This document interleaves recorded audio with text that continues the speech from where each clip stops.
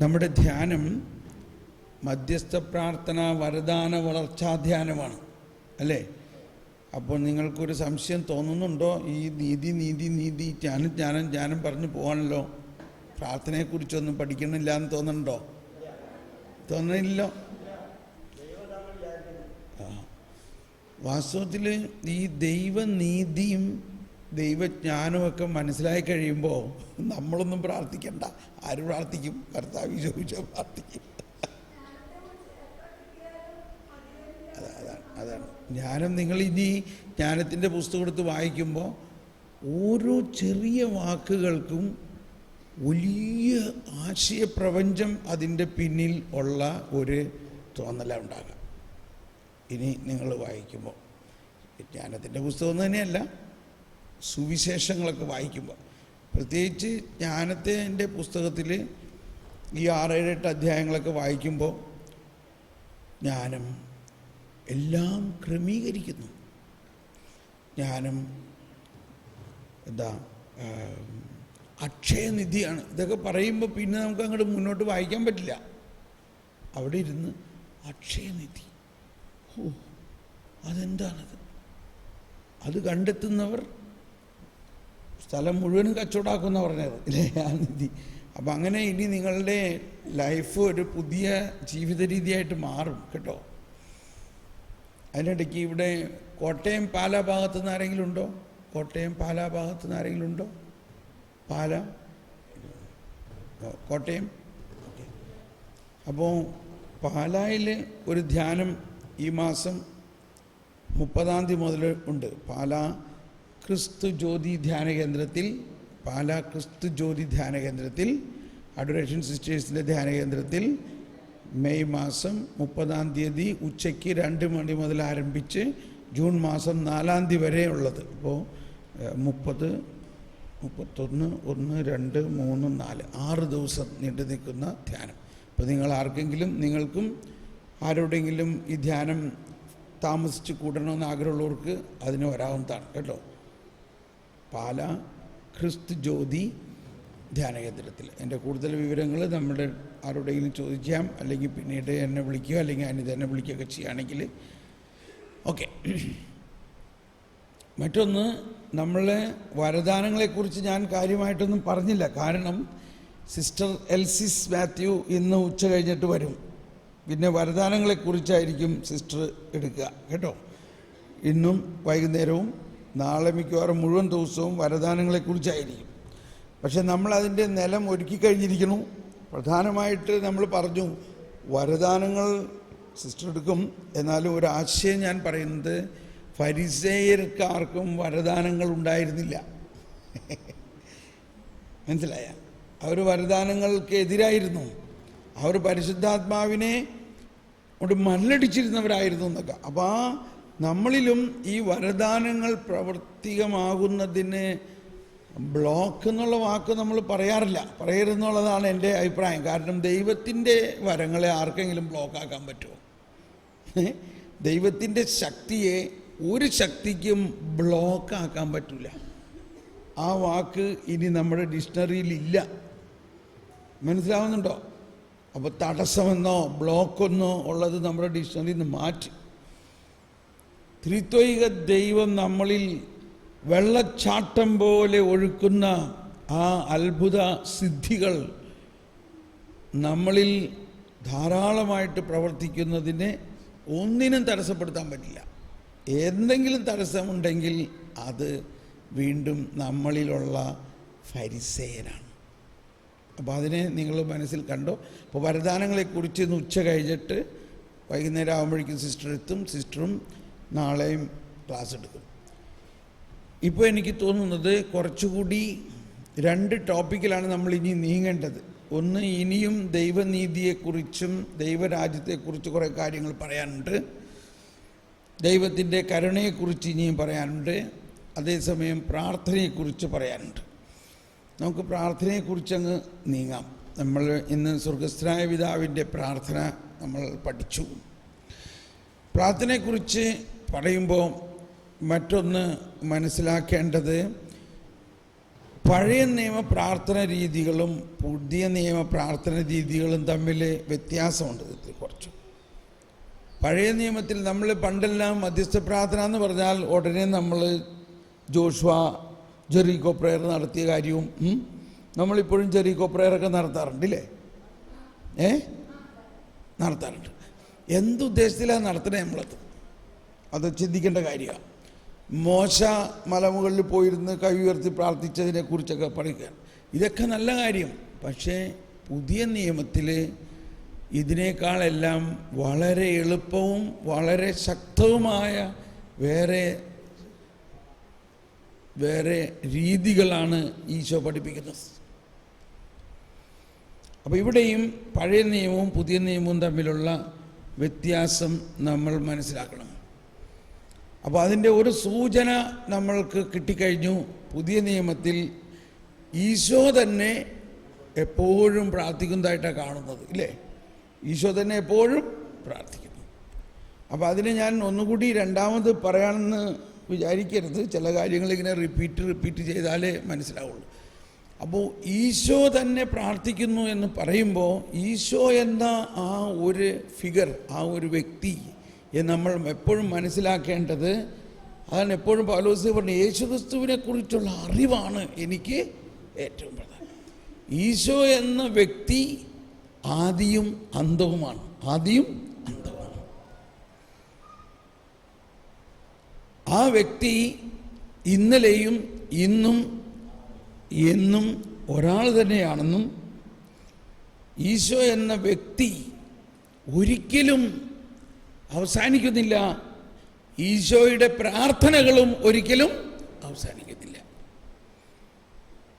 ആ ഈശോ നമ്മളിലിരുന്നും നമ്മളോട് കൂടെയും സമൂഹത്തിലായിട്ടും കൂദാശകളിലായിട്ടും ആരാധനയിലായിട്ടും എല്ലാം ഇപ്പോഴും പ്രാർത്ഥിച്ചുകൊണ്ട് തന്നെ ഇരിക്കുകയാണ്. അപ്പോൾ ആ ഈശോയുമായിട്ടുള്ള, അപ്പോൾ കൊന്ത ചെല്ലുമ്പോഴായാലും മാതാവിൻ്റെ പ്രാർത്ഥനയായിട്ടാണ് കൊന്ത എടുക്കാറ്. പക്ഷേ കൊന്ത വാസ്തവത്തിൽ ഒരു ക്രിസ്റ്റോ സെൻട്രിക് പ്രയറാണ്, ക്രിസ്തു കേന്ദ്രീകൃതമായ പ്രാർത്ഥനയാണ്. കൊന്തയിലെ 5 ദിവ്യരഹസ്യങ്ങളിൽ 4 രഹസ്യങ്ങളിൽ 5 രഹസ്യങ്ങളായിട്ട്, അതിനാൽ 20 പോയിന്റുകൾ ഈശോയുടെ ജീവിതത്തിലെ ജനനം, പരസ്യജീവിതം, പീഡാനുഭവം, സ്വർഗാരോഹണം. അപ്പോൾ മുഴുവൻ ഈശോയുടെ ഒരു 4 കൊന്ത ചൊല്ലിക്കഴിയുമ്പോൾ നമ്മൾ എന്ത് ചൊല്ലിക്കഴിഞ്ഞു? ഈശോയുടെ ജീവിതത്തിലൂടെ നമ്മൾ കടന്നു പോരുകയാണ്. സുവിശേഷം മുഴുവനും അതിനകത്ത് കടന്നു വരും. അപ്പോൾ ഈശോയുടെ പ്രാർത്ഥനയോടും മാതാവിൻ്റെ പ്രാർത്ഥനയോടും ഐക്യപ്പെടുത്തിയിട്ടാണ് നമ്മുടെ പ്രാർത്ഥനകൾ പോകുന്നത്. പിന്നെ വേറൊന്ന് നമ്മളിവിടെ പഠിച്ചത്, സങ്കീർത്തനങ്ങൾ ഈശോ തന്നെ പ്രാർത്ഥിച്ച പ്രാർത്ഥനകളാണെന്നും ഇന്നും ഈശോ അത് പ്രാർത്ഥിച്ചുകൊണ്ടിരിക്കുന്നുവെന്നും, നമ്മൾ ഓരോ സങ്കീർത്തനം പാടുമ്പോൾ അതിൻ്റെ ഉള്ളിൽ യേശു ഉണ്ടെന്നും മനസ്സിലാക്കണം. ഞാൻ ഇന്നലെ പറഞ്ഞു, സങ്കീർത്തനത്തിലെ കുറേ സങ്കീർത്തനങ്ങൾ നിങ്ങൾ പഠിച്ചു കഴിയുമ്പോൾ നിങ്ങൾ ഇരിക്കുമ്പോഴും കിടക്കുമ്പോഴും ഉറങ്ങുമ്പോഴും ഒക്കെ ഇതിലെ ഓരോ ചെറിയ വരികൾ നമ്മുടെ ഉള്ളിൽ ആരോ പാടുന്ന മാതിരി തോന്നും. ഇപ്പം ആർക്കെങ്കിലും തോന്നുന്നുണ്ടോ? അപ്പോൾ അങ്ങനെ അത് തോന്നുമ്പോൾ അത് പരിശുദ്ധാത്മാവിൻ്റെ പ്രവർത്തനമാണ്. എന്താണ് പരിശുദ്ധാത്മാവിൻ്റെ പ്രവർത്തനം എന്ന് പറയുന്നത്? ഈ സങ്കീർത്തനങ്ങളിലെല്ലാം പരിശുദ്ധാത്മാവ് രക്ഷാകര പദ്ധതിയെക്കുറിച്ച് നൽകിയ പ്രാർത്ഥനാഗീതങ്ങൾ ആണ്. അതിനകത്ത് വളരെ വിസ്മരണീയമായ രീതിയിൽ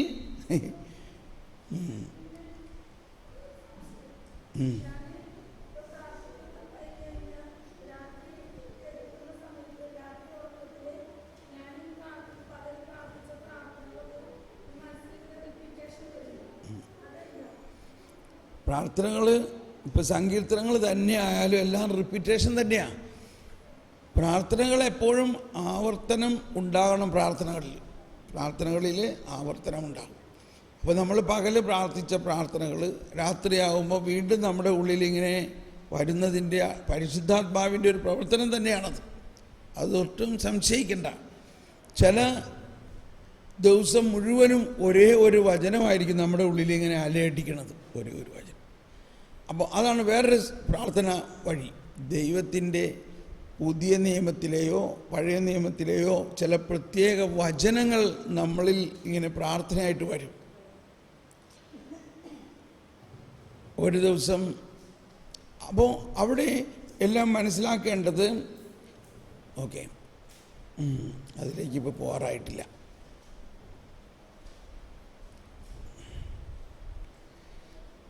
വരട്ടെ, ഞാൻ വേറൊരു പോയിൻ്റ് എടുക്കാനാണ് വന്നത്, അപ്പോഴേക്കും അങ്ങ് പടർന്നു പോയത്. ലൂക്കായുടെ സുവിശേഷം 18-ാം അധ്യായം വായിക്കാം. ലൂക്ക 18.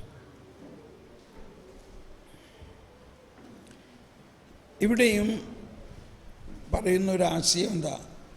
നിരന്തരം പ്രാർത്ഥിക്കുവിൻ. കണ്ടോ? ലൂക്ക 18 1ഉം 2ഉം വചനം വായിക്കാം. ഭഗ്നാശരാകാതെ എപ്പോഴും പ്രാർത്ഥിക്കണമെന്ന് കാണിക്കാൻ യേശു അവരോട് ഒരു ഉപമ പറഞ്ഞു. കണ്ടോ? ഒന്നുകൂടി പറഞ്ഞു വായിച്ച വചനം. ഭഗ്നാശരാകാതെ എപ്പോഴും പ്രാർത്ഥിക്കാൻ. 18 ലൂക്ക് ചാപ്റ്റർ 18:1. യെസ്, എപ്പോഴും പ്രാർത്ഥിക്കണം. ഭഗ്നാശരാകാതെ എപ്പോഴും പ്രാർത്ഥിക്കണം എന്ന് കാണിക്കാൻ യേശു അവരോട് ഒരു ഉപമ പറഞ്ഞു. എല്ലാവരും വായിക്കാമത്. ദൈവത്തെ ഭയപ്പെടുകയോ ദൈവത്തെ ഭയപ്പെടുകയോ മനുഷ്യരെ മാനിക്കുകയോ ചെയ്യാത്ത ഒരു ന്യായാധിപൻ ഒരു പട്ടണത്തിൽ ഉണ്ടായിരുന്നു. ആ പട്ടണത്തിൽ ഒരു വിധവയും ഉണ്ടായിരുന്നു. അവൾ വന്ന് അവനോട്, എതിരാളിക്കെതിരെ എനിക്ക് നീതി നടത്തി തരണമേ എന്നപേക്ഷിക്കുമായിരുന്നു. കുറേ നാളത്തേക്ക് അവൻ അത് ഗൗനിച്ചില്ല. പിന്നീട് അവൻ ഇങ്ങനെ ചിന്തിച്ചു, ഞാൻ ദൈവത്തെ ഭയപ്പെടുകയോ മനുഷ്യരെ മാനിക്കുകയോ ചെയ്യുന്നില്ല. എങ്കിലും ഈ വിധവ എന്നെ ശല്യപ്പെടുത്തുന്നത് കൊണ്ട് ഞാൻ അവൾക്ക് നീതി നടത്തി കൊടുക്കും. അല്ലെങ്കിൽ അവൾ കൂടെ കൂടെ വന്ന് എന്നെ അസഹ്യപ്പെടുത്തും.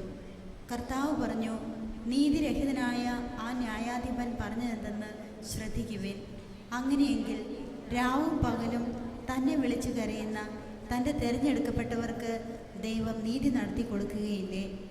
അവിടുന്ന് അതിന് കാലവിളംബം വരുത്തുമോ? അവർക്ക് വേഗം നീതി നടത്തി കൊടുക്കും എന്ന് ഞാൻ നിങ്ങളോട് പറയുന്നു.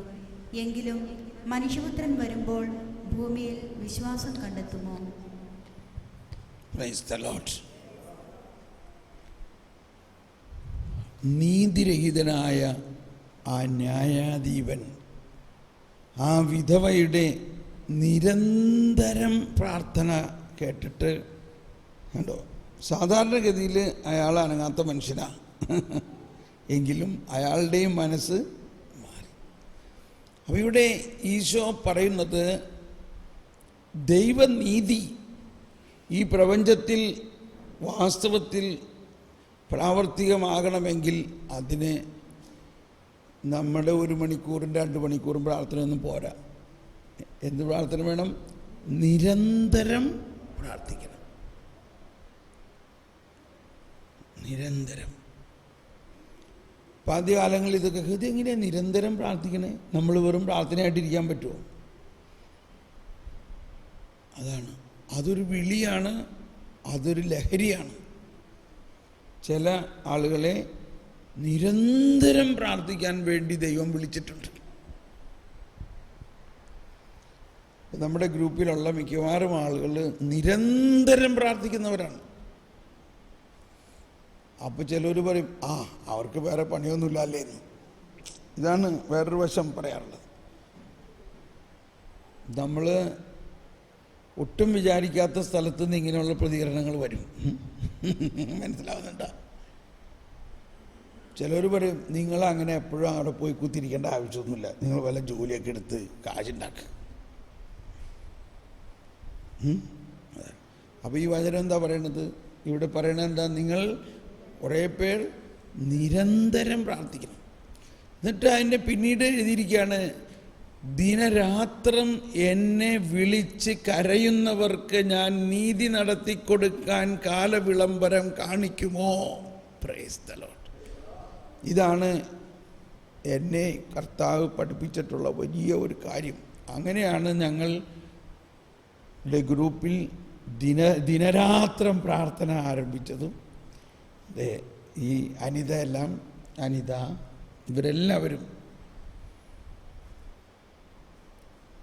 മാനുവൽ, ഷാജി, ജെസ്സി, ഇവരെല്ലാവരും, റൂബി, ഇപ്പം മധ്യസ്ഥ പ്രാർത്ഥന, നമ്മൾ നിരന്തരം പ്രാർത്ഥിക്കുന്നവരും രാവും പകലും പ്രാർത്ഥിക്കുന്നവരും, ഒരു കാലത്ത് ഭാരതത്തിൽ 100-ൽ പരം ആരാധനാ സെൻറ്ററുകൾ നടത്തിക്കൊണ്ടിരുന്നതാണ്. കർത്താവ് പറഞ്ഞു, എനിക്ക് 100 ആരാധനാ സെൻറ്ററുകൾ തുടങ്ങണം, ദിനരാത്രം പ്രാർത്ഥന. അങ്ങനെ ഞങ്ങൾ ഓടി നടന്ന് കാശ്മീരിലാണ് ആദ്യത്തെ സെൻറ്റർ തുടങ്ങിയത്. അതെല്ലാം ഇപ്പോഴും നടന്നുകൊണ്ടിരിക്കുന്നുണ്ട്. എല്ലാ ധ്യാന കേന്ദ്രങ്ങളിലും ഇപ്പോൾ ദിനരാത്രം പ്രാർത്ഥന ഉണ്ടായത് ഇതിൻ്റെയൊക്കെ കാരണം അതാണ്. അങ്ങനെ ഭാരതത്തിൽ ഒരു വലിയ തരംഗമുണ്ടായി ദിനരാത്രം പ്രാർത്ഥിക്കുന്നതിൻ്റെ. കർത്താവിൻ്റെ പ്രത്യേക സന്ദേശമായിരുന്നു അത്.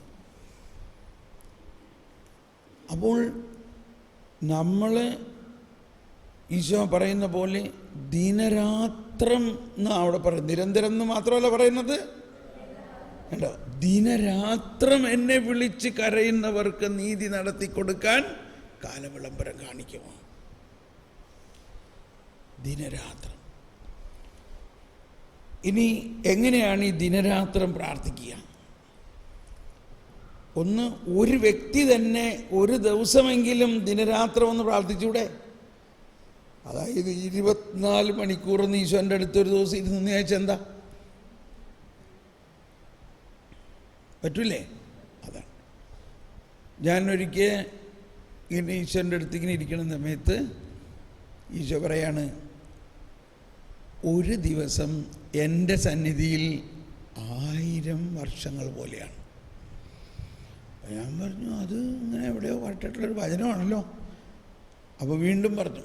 അപ്പോൾ പറഞ്ഞു, അത് പത്രോസ്ലിയുടെ ലേഖനത്തിലൊരു വചനമാണ്. അപ്പോൾ വീണ്ടും പറയാണ്, നീ ഇപ്പം എൻ്റെ സന്നിധിയിൽ തന്നെ ഇരിക്കണേ. എൻ്റെ സന്നിധിയിൽ ഒരു ദിവസം 1000 വർഷങ്ങൾ പോലെയാണ്. മനസ്സിലാവുന്നുണ്ടോ? നീ എൻ്റെ സന്നിധിയിൽ ഒരു ദിവസം ഇരിക്കുകയാണെങ്കിൽ അത് എന്തുപോലെയാണ്? 1000 വർഷങ്ങൾ പോലെയാണ്. നീ അങ്ങനെ ഒന്നിരിക്കാമോ? എൻ്റെ ദൈവമേ, ഞാൻ ഉടനെ തന്നെ മനസ്സിലായി, ദൈവമേ ഇത് വലിയൊരു കാര്യമാണല്ലോ പറയണേ. അപ്പോൾ ഞാൻ ഉടനെ അതിന് തയ്യാറായി. ഒരു വലിയ അത്ഭുതകരമായ അനുഭവമായിരുന്നു. അപ്പോൾ ഞാൻ അന്ന് രാവിലെ മുതൽ 5 മണി വരെ ഇരിക്കാനുള്ള പ്ലാനായിരുന്നു. 5 മണിക്ക് ഞാൻ പോകാം. പക്ഷേ ഇത് ഈശോ പറഞ്ഞപ്പോൾ ഞാൻ വീണ്ടും തുടർന്ന് രാത്രി മുഴുവനും ഇരുന്ന് രാവിലെ 8 മണി വരെ ഇരിക്കാം. അങ്ങനെ 8 മണി മുതൽ 8 മണി വരെ 24 മണിക്കൂർ ഇരിക്കാം എന്ന് തീരുമാനിച്ചു. ആ പ്രാർത്ഥനയിലൂടെ വലിയ സംഭവങ്ങൾ നടന്നു, വലിയ സംഭവം. അങ്ങനെ ഒരു പ്രാർത്ഥനാ സമ്പ്രദായം ഞങ്ങളുടെ ഗ്രൂപ്പിൽ ആരംഭിച്ചു. ഞാൻ ഉടനെ എല്ലാവരും വിളിച്ചു പറഞ്ഞപ്പോൾ എല്ലാവർക്കും ഭയങ്കര ആവേശമായി. കാരണം ഞങ്ങളുടെ ഗ്രൂപ്പിലെല്ലാവരും 24 മണിക്കൂറും 4 മണിക്കൂർ വെച്ചൊക്കെ പ്രാർത്ഥിക്കും. ഒരാൾ 4 മണിക്കൂർ 3 മണിക്കൂർ ഇരിക്കും, അപ്പോൾ അടുത്ത ആൾ വരും, അടുത്ത ആൾ റെസ്റ്റ് എടുക്കും. അങ്ങനെ. അപ്പോൾ ഇത് ഒരു പ്രാവശ്യമെങ്കിലും നിങ്ങളൊന്ന് ചെയ്ത് നോക്കണം. എങ്ങനെയെങ്കിലും ഒരു ജീവിതത്തിലൊരു പ്രാവശ്യമെങ്കിലും ആരെങ്കിലും ഒന്ന് ചെയ്തിരുന്നെങ്കിലോ. അപ്പോൾ അതായിരുന്നു എനിക്ക് ഉണ്ടായ ഒരു യുക്തി. ജീവിതത്തിൽ, ഒരു ക്രിസ്ത്യാനിയുടെ ജീവിതത്തിൽ 19 വർഷം വരെയുള്ള അവൻ്റെ ജീവിതത്തിൽ ഒരു ദിവസമെങ്കിലും ഇതുപോലെ കർത്താവിന് കൊടുക്കുന്നുണ്ടോ നമ്മൾ? കൊടുത്തിട്ടുണ്ട്. ഓക്കെ. എല്ലാ ജനറൽ പൊതുവായിട്ട് പറയാണ്. മാസത്തിലൊരിക്കലല്ല, ആഴ്ചയിലൊരിക്കൽ വേണമെങ്കിൽ ചെയ്യാൻ പറ്റും. വേണമെന്നുണ്ടെങ്കിൽ കുഴപ്പമില്ല, നീ മാസത്തിലൊരിക്കലെങ്കിലും ചെയ്തോ. വീട്ടും കുട്ടികളൊക്കെ ഉള്ളവർക്ക് ബുദ്ധിമുട്ട്. അപ്പോൾ അങ്ങനെ ഒന്ന് ചെയ്യണം. അപ്പം നമ്മൾ ഈ സാധാരണ മധ്യസ്ഥ പ്രാർത്ഥന 1 മണിക്കൂർ മധ്യസ്ഥ, ഇതൊക്കെ വലിയ കാര്യമൊന്നുമല്ല. ഇതൊന്നും കൊണ്ടൊന്നും ഇളകാൻ പോണില്ല, ഒന്നും അനങ്ങാൻ പോണില്ല. കാര്യമായിട്ട് ദിനരാത്രം എന്നെ വിളിച്ച് കരയുന്നവർക്ക് നീതി നടത്തിക്കൊടുക്കാൻ ഞാൻ കാലവിളംബരം കാണിക്കുമോ? ഞാൻ എപ്പോഴും ഇതിനെ അനുബന്ധിച്ച് പറയാറുള്ള 1-2 സംഭവങ്ങളാണ്. ഉത്തരേന്ത്യയിൽ നമ്മൾ ഒരുപാട് ശുശ്രൂഷകൾ നടത്തുന്ന കാലഘട്ടത്തിൽ അവിടെ ഒരു അച്ഛന്മാരുടെയും ബിഷപ്പുമാരുടെയൊക്കെ ധ്യാനമായിരുന്നു. അവിടെ ചെന്നപ്പോൾ ബിഷപ്പുമാരെല്ലാം ആകെ അപ്സെറ്റാണ്. അച്ഛന്മാരും സിസ്റ്റേഴ്സ് എല്ലാം. അവിടെ ഒരു അച്ഛനെ 1 വർഷം മുമ്പ് ഒരാൾ കൊന്നു. ധാരാസിംഗ് എന്നാണ് അയാളുടെ പേര്. അയാൾ ഇപ്പോഴും അവിടെ കൂടി നടക്കാണ്. പക്ഷേ പേപ്പറിൽ പറയണത് ഇയാളെ കാണാനില്ല, ഇയാളെ ഒളിവിലാന്നാണ്. ഇയാളെ ഇപ്പോഴും അച്ഛന്മാരെ പേടിപ്പിച്ചും സിസ്റ്റർമാർക്ക് ആർക്കും പുറത്തിറങ്ങാൻ പറ്റാത്ത മാതിരി നടക്കാം. അപ്പോൾ ഇവരുടെ ഒരു ആഗ്രഹം, തോമസ് പോളും ടീമും ഇതിനു വേണ്ടി ഒന്ന് പ്രാർത്ഥിക്കണം. ഞാൻ പറഞ്ഞു തീർച്ചയായിട്ടും പ്രാർത്ഥിക്കാം. ഞങ്ങൾ ഉടനെ തന്നെ ഞങ്ങളുടെ കൂടെ 10 പേരുണ്ടായിരുന്നു ടീമിൽ. അതിനകത്ത് 4 പേര്, അതാണ് വേറൊരു സ്റ്റൈല്, 40 ദിവസം ഉപവസിച്ച് പ്രാർത്ഥിക്കുന്നത്. അതും നമ്മുടെ ഗ്രൂപ്പിൽ ചെയ്യാറുള്ളതാണ്. 40 ദിവസം പച്ചവെള്ളവും ഇച്ചിരി കഞ്ഞിവെള്ളവും മോരും മാത്രം കഴിച്ചിട്ട് ഉപവസിച്ച് പ്രാർത്ഥിക്കുന്ന ഒരു സമ്പ്രദായം. അപ്പോൾ അന്ന് നമ്മുടെ ഗ്രൂപ്പിൽ 40 ദിവസം ഉപവസിക്കുന്ന 4 പേരുണ്ടായിരുന്നു.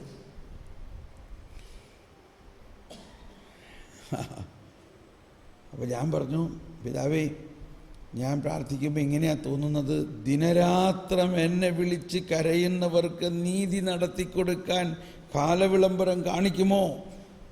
അപ്പോൾ നമ്മൾക്ക് ദിനരാത്രം പ്രാർത്ഥിച്ചാൽ ഇത് ശരിയാവും. അങ്ങനെ നിങ്ങൾ പ്രാർത്ഥിക്കാറുണ്ടോ? ഞങ്ങൾ രാത്രിയൊന്നും പ്രാർത്ഥിക്കാറില്ല, എല്ലാവരും പകലൊക്കെ പ്രാർത്ഥിക്കാറുണ്ട്. അത് പോരാ. ഈ പിശാചിൻ്റെ സൂത്രം എന്താ? നമ്മൾ പ്രാർത്ഥിക്കണ നേരത്ത് അവൻ കിടന്നുറങ്ങും, നമ്മൾ ഉറങ്ങണ നേരത്ത് അവൻ്റെ കാലമാണ്. പിന്നെ പിശാചിന് വലിയ ശക്തിയൊന്നുമില്ലെങ്കിലും അവനൊരു കണ്ണിങ് ആണ്. ഹീസ് കണ്ണിങ്, മനസ്സിലായ? സൂത്രമാണ്.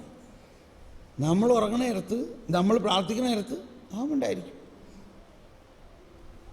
നമ്മൾ ഉറങ്ങണ നേരത്ത് അവൻ കയറി അതുവരെ പ്രാർത്ഥിച്ചുണ്ടാക്കിയതെല്ലാം നശിപ്പിച്ചിട്ട് മിണ്ടാണ്ട് പോയി കളയും. മതിയായില്ലേ? നമ്മൾ പിറ്റേ ദിവസം നോക്കുമ്പോൾ എന്താ ഈ ഗ്രൂപ്പിൽ ഭയങ്കര പ്രശ്നം? പ്രാർത്ഥനാ ഗ്രൂപ്പായാലും വീടായാലും എവിടെ ആയാലും പ്രശ്നം. കാരണം ഇന്നലെ പ്രാർത്ഥിച്ച് കിട്ടിയതെല്ലാം ഇന്ന് രാത്രി അവൻ തകർത്തു. അങ്ങനെയുള്ള കാര്യങ്ങൾ നമ്മൾ കാണാം. ഈശോ തന്നെ പറയുന്നുണ്ട്, രാത്രി കള്ളൻ വന്ന് കള വിതച്ചിട്ട് കടന്നു കളഞ്ഞു, കാരണം നിങ്ങൾ കിടന്നുറങ്ങായിരുന്നു. അപ്പം നമ്മൾ എന്ത് ചെയ്യണം? ഒരാളെങ്കിലും പാറാവ് നിൽക്കണം, ഒരാൾ വാച്ച്മാൻ, കള്ളൻ കയറാതെ സൂക്ഷിക്കണം. അതോടൊപ്പം നമ്മൾ കർത്താവിൻ്റെ ശക്തി ഒഴുകുന്ന പ്രാർത്ഥനയും വേണം. അതാണ് ദിനരാത്രം എന്നെ വിളിച്ച് കരയുന്നവർക്ക് നീതി നടത്തിക്കൊടുക്കാൻ കാലവിളംബരം കാണിക്കുമോ? ഞാൻ വേഗം നടത്തിക്കൊടുക്കും. ഈ വചനം പൂർത്തിയാകുമോ ഇല്ലയോ? പക്ഷെ ഇത് പൂർത്തിയാകണമെന്നുണ്ടെങ്കിൽ നമ്മുടെ വശത്ത് എന്ത് ചെയ്യണം? ദിനരാത്രം പ്രാർത്ഥിക്കണം. അപ്പോൾ ബിഷപ്പ്മാർ പറഞ്ഞു, എന്താന്ന് വെച്ചാൽ നിങ്ങളുടെ ഇഷ്ടംമാതിരി ചെയ്യും. അപ്പം ഞാൻ പറഞ്ഞു, അപ്പോൾ അവർ പറഞ്ഞു, ധ്യാനം കഴിഞ്ഞിട്ടുണ്ടെങ്കിൽ പിന്നെ നിങ്ങളൊക്കെ പോകൂലേ? ഞാൻ പറഞ്ഞു, ഈ ആൾക്കാരെ, നമ്മുടെ പ്രാർത്ഥന ടീമിനെ ഇവിടെ നിർത്തിയിട്ട് പോകാൻ വേണിയിൽ. ഏതുവരെ? ധാരാസിംഗിനെ അറസ്റ്റ് ചെയ്യുന്നത് വരയ്ക്കും. അത് ദൈവനീതി തന്നെയല്ലേ അതും? അതായത് നമ്മുടെ അച്ഛനെ കൊന്ന ഒരാളെ ഇപ്പോഴും അവിടെ നമ്മുടെ തിരഞ്ഞെടുക്കപ്പെട്ടവരെല്ലാം ഭീഷണിപ്പെടുത്തിക്കൊണ്ട് സുവിശേഷവൽക്കരണത്തിന് എതിരായി അവർ പുറത്തിറങ്ങാണ്ട് ഇങ്ങനെ ഇരിക്കുന്നത് നിർത്തണ്ടേ? അപ്പോൾ ബിഷപ്പ്മാർക്ക് സമാധാനമായി. പക്ഷെ എൻ്റെ ഉള്ളിൽ പറയണ്ടായിരുന്നു അത്രയൊന്നും താമസമൊന്നും ഉണ്ടാവില്ല. കാരണം ഈ വചനം പൂർത്തിയാവണോ, ഞാൻ വേഗം നീതി നടത്തി തരും. പക്ഷെ എന്ത് വേണം? രാവും പകലും പ്രാർത്ഥിക്കണം. ഞങ്ങൾ പ്രാർത്ഥന ആരംഭിച്ചു. എന്തിനു പറയണു? 24 മണിക്കൂറിനകത്ത് താരാ സിംഗ് അറസ്റ്റ് ചെയ്യപ്പെട്ടു. Praise the Lord, hallelujah. ആ ന്യൂസ് പേപ്പർ ഇപ്പോഴും എൻ്റെ മനസ്സിൽ നിന്ന് പോകുന്നില്ല. ഇതുപോലെ വലിയ അക്ഷരം ഞാൻ ഒരിക്കലും കണ്ടിട്ടില്ല. ഹിന്ദി ന്യൂസ് പേപ്പറിൽ ഒരു പേജ് മുഴുവനും വലിയ സ്വർണ്ണമല്ല, ചുമന്ന നിലയിൽ താരാ സിംഗ് ഗിരഫ്താർ ഹോ ഗയാ, ഗിരഫ്താർ, താരാ സിംഗിനെ അറസ്റ്റ് ചെയ്തു. ഫ്രണ്ട് പേജ് മുഴുവൻ അത് മാത്രമേ ഉള്ളൂ.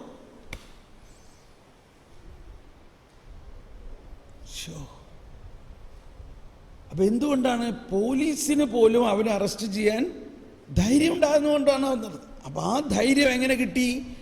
ഇവിടെ നമ്മൾ 24 മണിക്കൂർ പ്രാർത്ഥിച്ചപ്പോൾ ആ ശക്തി അവരിലേക്ക് അങ്ങ് ഒഴുകി. പോലീസിന് ഇവരൊക്കെ പേടിയാണ്. പോലീസ് ഇവനെ പോയി അറസ്റ്റ് ചെയ്താൽ നാളെ അവൻ്റെ പോലീസിൻ്റെ കുടുംബം മുഴുവനെ അവൻ കൊന്നുകളയും, അവൻ്റെ ആൾക്കാർ. അതുകൊണ്ടാണ് അവനെ കാണാനില്ല എന്ന് പറഞ്ഞ നടക്കുന്നത്. പക്ഷെ അതിന് വീര്യമുള്ള ആരെങ്കിലും ഒരാൾ വേണം. ഞങ്ങൾക്ക് വലിയ വലിയ വിജയാനുഭവങ്ങളാണ്. എന്തിനു പറയണു? ഡിവൈൻ റിട്രീറ്റ് സെൻറ്ററിൽ പ്രശ്നങ്ങളുണ്ടായി, കേസും പ്രശ്നമൊക്കെ ആയിക്കഴിഞ്ഞപ്പോൾ ഒരുപാട് പേര് പ്രാർത്ഥിക്കുന്നുണ്ട്. അപ്പോൾ എനിക്ക് ഇതേമാതിരി പ്രേരണ കിട്ടി. ഞാൻ വളവരാനച്ഛനെ വിളിച്ച് പറഞ്ഞു, ഞങ്ങളുടെ ഒരു ടീം ഉപവാസം 40 ദിവസത്തെ ഉപവാസം ആയിട്ട് ദിനരാത്രം ഈ ഒരു നിയോഗത്തിന് വേണ്ടി അവിടെ വന്ന് പ്രാർത്ഥിക്കാൻ ആഗ്രഹിക്കുകയാണ്. അച്ഛൻ വേഗം വരാൻ പറഞ്ഞു. അതിൻ്റെ തലേ ദിവസമൊക്കെ ടി വിയിലും പേപ്പറിലും ഒക്കെ ഡിവൈൻ റിട്രീറ്റ് സെൻറ്ററിനെ കുറിച്ച് എന്തെല്ലാമാണ് ഓരോരുത്തർ പറഞ്ഞുകൊണ്ട് കിടന്നത്. ചുമ്മാ ക്യാമറയും പിടിച്ചുകൊണ്ട് അങ്ങ് പറയാണ്, അതാണ് ഇതാണ്, നമുക്ക് പറയാൻ കൊള്ളില്ല. എന്തിനു പറയുന്നു? ഈ പ്രാർത്ഥന ദിനരാത്രം, ഒറ്റ വചനമാണ് നമ്മൾ, ദിനരാത്രം എന്നെ വിളിച്ച് കരയുന്നവർക്ക് നീതി നടത്തി കൊടുക്കാൻ ഞാൻ കാലവിളംബരം കാണിക്കുമോ? ഇല്ല, ഞാൻ വേഗം നടത്തി കൊടുക്കും. ആ പ്രാർത്ഥന ഞങ്ങളവിടെ ആരംഭിച്ചപ്പോൾ മുതൽ പിന്നെ ഒരു മനുഷ്യൻ ഡിവൈനെതിരായിട്ട് മിണ്ടിയിട്ടില്ല. ന്യൂസും ഇല്ല, ടി വിയിലും ഇല്ല. അധികം താമസിയാതെ സുപ്രീം കോടതിയിൽ കേസ് ഇവർക്ക് അനുകൂലമായിട്ട് വിധിക്കുകയും ചെയ്തു. Price the Lord. ഒരുപാട് സ്ഥലത്ത് അത്ഭുതകരമായിട്ടുള്ള വിജയം. അപ്പോൾ ദൈവനീതി നടപ്പാകണമെങ്കിൽ അതിന് നമ്മൾ സാധാരണ പ്രാർത്ഥിക്കുന്ന പ്രാർത്ഥനയെക്കാളും കുറേം കൂടി ശക്തമായ പ്രാർത്ഥനയും തുടർച്ചയായിട്ടുള്ള പ്രാർത്ഥന വേണം. Continuous prayer. അതിനാണ് പറയുന്നത് നിരന്തരം പ്രാർത്ഥന വേണം. അങ്ങനെയാണ് ഈ എമ്മൗസിലും ദിനരാത്രം പ്രാർത്ഥന ആരംഭിച്ചത്. ഞങ്ങളൊക്കെ ടീമായിട്ടാണ് ആരംഭിച്ചത്. പിന്നെ സാവധാനം ഇവിടെയുള്ള സോണിലെ ഓരോരുത്തരും വന്ന് പ്രാർത്ഥിക്കാം എന്ന് ഹാൻഡ് ഓവർ ചെയ്യാം. ഇവിടെയും അതിനുള്ള എല്ലാ സംവിധാനങ്ങളുണ്ട്. നമുക്കിവിടെ വന്ന് വേണമെങ്കിൽ 1-2 ദിവസം താമസിച്ച് ദിനരാത്രം പ്രാർത്ഥിക്കാവുന്നതാണ്. വളരെ സൗകര്യമുള്ള സ്ഥലമാണ്. നല്ല ചാപ്പൽ, അത്യാവശ്യം ചെറിയ തോതിലുള്ള ഭക്ഷണം എന്ത് വേണമെങ്കിലും കിട്ടുകയും ചെയ്യും. അപ്പോൾ ഈ ഒരു ദിവസം 24 മണിക്കൂർ പ്രാർത്ഥിക്കുന്നത് ഒന്ന്, ദിനരാത്രം 3-4 പേരോ മാറി മാറി പ്രാർത്ഥിക്കുന്നത് വേറൊന്ന്. അപ്പോൾ ഒരു സമൂഹമായിട്ടാണെങ്കിൽ ഇപ്പം 3 പേരുണ്ടെങ്കിൽ ഒരാൾ 3 മണിക്കൂർ ഇരുന്നു പ്രാർത്ഥിച്ചു കഴിയുമ്പോഴേക്കും അടുത്ത ആൾ വരുന്നു. അപ്പോൾ ഇയാൾ വിശ്രമിക്കാൻ പോകുന്നു. പിന്നെ ഇയാൾക്ക് ടേൺ വരുന്നത് 8 മണിക്കൂർ കഴിഞ്ഞിട്ടാണ്, അല്ലെങ്കിൽ 6 മണിക്കൂർ കഴിഞ്ഞിട്ടാണ്. 6 മണിക്കൂർ വരെ ഇദ്ദേഹം വിശ്രമിക്കാം. അങ്ങനെയാണ് ഈ ഗ്രൂപ്പിൽ ദിനരാത്രം പ്രാർത്ഥിക്കുന്നതിൻ്റെ. നമ്മൾ ഒരാളെ 24 മണിക്കൂർ ഇരുന്ന് പ്രാർത്ഥിക്കുന്നതിനെ മുൻപായിട്ട് ഒരു ദിവസം വിശ്രമിക്കണം. സാധാരണഗതിയിൽ എൻ്റെ ഒരു അനുമാനം ഇതാണ്, നമ്മൾ അങ്ങനെ പ്രാർത്ഥിക്കുന്നത് രാത്രി 12 മണി വരെ റെസ്റ്റ് എടുക്കുക. 12 മണിക്ക് പ്രാർത്ഥന ആരംഭിക്കാം. പിറ്റേ ദിവസം രാത്രി 12 മണി വരെ പ്രാർത്ഥിച്ചിട്ട് 12 മണി കഴിയുമ്പോൾ വീണ്ടും ഉറങ്ങാം. 12 മണിക്ക് കിടന്നുണ്ടെങ്കിൽ രാവിലെ 6 മണിക്ക് എണീക്കുമ്പോഴേക്കും 6 മണിക്കൂർ ഉറക്കം കിട്ടിയില്ലേ, അതൊക്കെ മതി. അങ്ങനെയുള്ള പ്രാർത്ഥനയിൽ ആദ്യത്തെ 12 മണിക്കൂറും ഇങ്ങോട്ട് ശക്തി വലിക്കണം, നമ്മളിലേക്ക് ശക്തി നിറയണം. പിന്നെയുള്ള 12 മണിക്കൂർ ഭയങ്കര പോരാട്ടമായിരിക്കും. അതായത് ഈശോ പല തരത്തിലുള്ള അശുദ്ധാരൂപികളെ നമുക്ക് കാണിച്ചു തരും. നമ്മൾ ലൂക്ക 10:19 പറയുന്നുണ്ടല്ലോ, തേളുകളുടെ മേലും പാമ്പുകളുടെ മേലും ശത്രുവിൻ്റെ സകല ശക്തികളുടെ മേലും ഞാൻ നിനക്ക് ചവിട്ടി നടക്കാൻ അധികം. അപ്പോൾ ഈ പാമ്പും തേളും എന്നെല്ലാം പറയുന്നത് ചില പ്രതീകങ്ങളാണ്. ഇപ്പോൾ നമ്മൾ മധ്യസ്ഥ പ്രാർത്ഥന നടത്തിയപ്പോൾ ദർശനത്തിൽ കണ്ടെന്ന് പറയുന്നില്ലേ, പല ദർശനങ്ങൾ കണ്ടില്ലേ എന്ന പോലെ മധ്യസ്ഥ പ്രാർത്ഥനയിൽ ദർശനങ്ങളിലൂടെ ഓരോ സാഹചര്യത്തിലും പ്രവർത്തിക്കുന്ന അശുദ്ധാരൂപികളെ നമുക്ക് കാണിച്ചു തരും. നമുക്കതുകൊണ്ട് ഭയമൊന്നുമില്ല, നമ്മൾ അശുദ്ധാരൂപികളുടെ മേൽ ആധിപത്യം തന്നിരിക്കുകയാണ്. ആ അശുദ്ധാരൂപികളുടെ ശക്തിയും അതിൻ്റെ കഠിനതയെല്ലാം നമുക്ക് ഈ സിമ്പിളുകളിലൂടെ കാണിച്ചു തരും. അപ്പോൾ സാധാരണ നമ്മൾ കാണുന്നത് പാമ്പും തേളുമൊക്കെ ആയിരിക്കും കേട്ടോ. പക്ഷേ ഈ ദിനരാത്രം പ്രാർത്ഥന ആരംഭിക്കുമ്പോൾ കാണുന്നത് സിംഹം, കരടി, കണ്ടാമൃഗം ഇതൊക്കെ ആയിരിക്കും. അപ്പോൾ എന്താണെന്ന് ചോദിക്കുമ്പോൾ പറയാണ്, നീ 1 മണിക്കൂർ പ്രാർത്ഥിക്കുന്ന ആൾക്ക് ഈ കണ്ടാമൃഗത്തിന് എന്ത് ചെയ്യാൻ പറ്റും? പാമ്പും തേളിനെയൊക്കെ വല്ലതും ചെയ്യാൻ പറ്റുള്ളൂ. മനസ്സിലാവുണ്ടോ? കണ്ടാമൃഗം, സിംഹം, കരടി, അലറുന്ന സിംഹം എന്ന് എഴുതിയേക്കുന്നത് കറക്റ്റാണ്. ശരിക്ക് അലറുന്ന സിംഹങ്ങളെ നമ്മൾ കാണിച്ചു തരും. പിശാച് അലറുന്ന സിംഹത്തെ പോലെ വരുന്നത്. പക്ഷേ സാധാരണ അങ്ങനെയൊന്നും കാണില്ല, കാരണം നമ്മൾക്കതിനുള്ള കപ്പാസിറ്റി ഇല്ല അവരെ തുരത്താനായിട്ട്.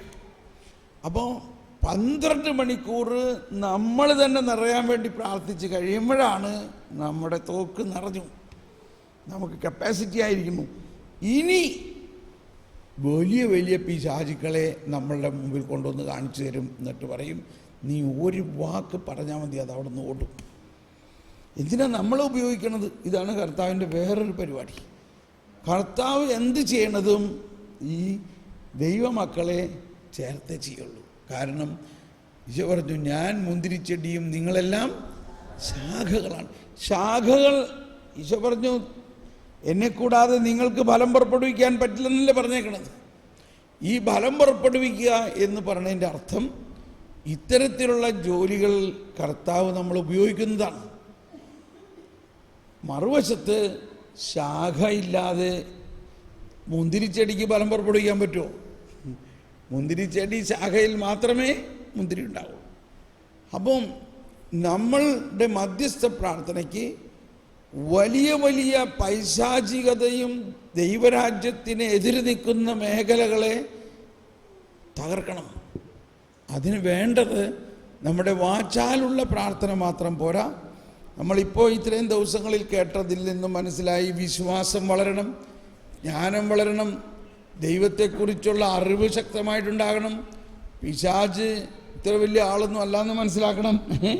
എന്നിരുന്നാലും അവൻ സിംഹത്തെ പോലെ അലറി. അപ്പോൾ ഞാൻ അന്ന് ജർമ്മനിക്ക് വേണ്ടിയുള്ള പ്രാർത്ഥനയായിരുന്നു എൻ്റെ. ഞാൻ പ്രാർത്ഥിച്ചിരുന്നത് ഇംഗ്ലണ്ടിലിരുന്നിട്ടായിരുന്നു.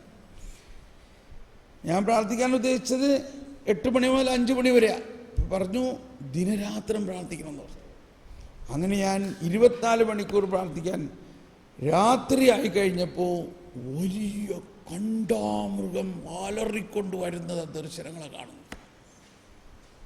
ഞാൻ ഉടനെ ശക്തമായിട്ട് അതിനെയെല്ലാം തുരത്തുമ്പോൾ പ്രാർത്ഥിക്കുമ്പോൾ ഒരു കുന്തം വന്ന് ആ കണ്ടാമൃഗത്തിൻ്റെ തലയിലങ്ങ് തുളച്ച് കയറി അത് തലകുത്തി മറിഞ്ഞങ്ങ് പോയി. ഹല്ലേലൂയ. അപ്പോൾ അത് കഴിഞ്ഞപ്പോഴേക്കും ഒരു സിംഹം ഇങ്ങനെ വരുന്നു. ഉടനെ ഞാനൊരു വീശി കർത്താവിൻ്റെ നാമത്തിൽ ദൂരെ പോകാമെന്ന് പറഞ്ഞപ്പോൾ വേറൊരു കുന്തം ഇതിലെ ഒന്ന് പറഞ്ഞു പോന്നു. അങ്ങനെ ഒന്നൊന്നായിട്ട് ഞാൻ അത് കഴിഞ്ഞപ്പോൾ പറഞ്ഞു, കർത്താവ് ഇതൊക്കെ ഇതിനു മുമ്പ് എന്നെ കാണിക്കാൻ എന്ത്?